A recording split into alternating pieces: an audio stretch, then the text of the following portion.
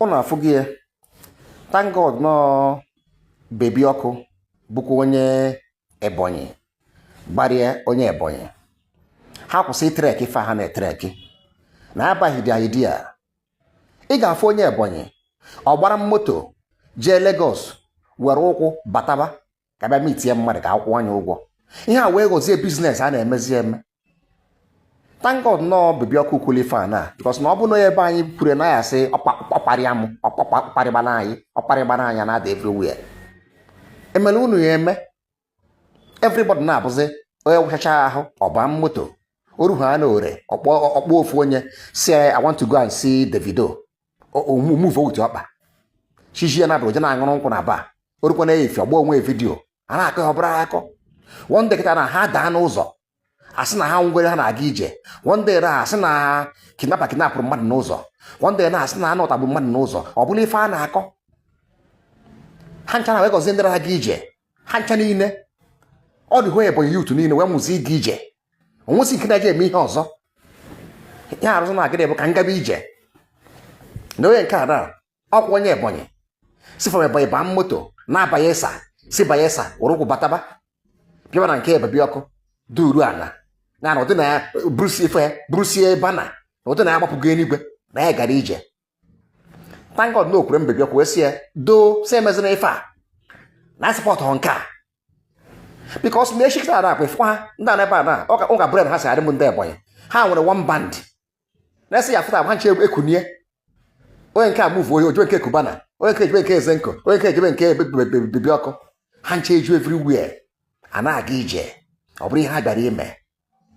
Thank you bebi ọkụ wise man ịgbara ya eziokwu ha chọ ihe ọzọ mebe mana nke ịga ije ọ bụzi ihe ka a na-eme alụme watch.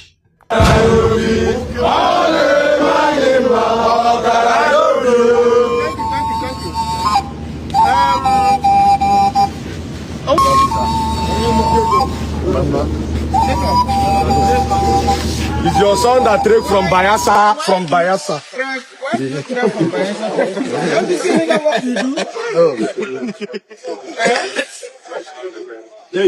Oh, so we have different ways of honoring persons. Yes, this thing has become another thing in society. Let's look for things to do.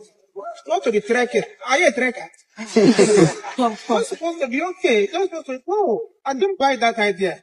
By trekking to see me. Some of you have my phone number. Have you ever asked me to see me and I have not seen you? No. An invitation? No, sir. Why are you trekking from Bayelsa to here? I don't know what it is. Why you concentrate on 1 year or give comment? He's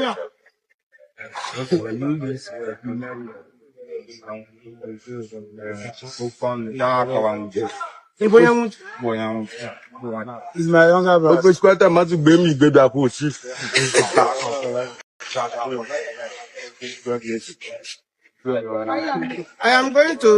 I'm coming back as I said from this. I am going to give you something, but I'm not giving you something because you trek. Because I don't want to support that impression of trekking to see somebody. No, I don't want it. So when I come back, if I will give you something I have for you. Thank you so much. Thank you, sir.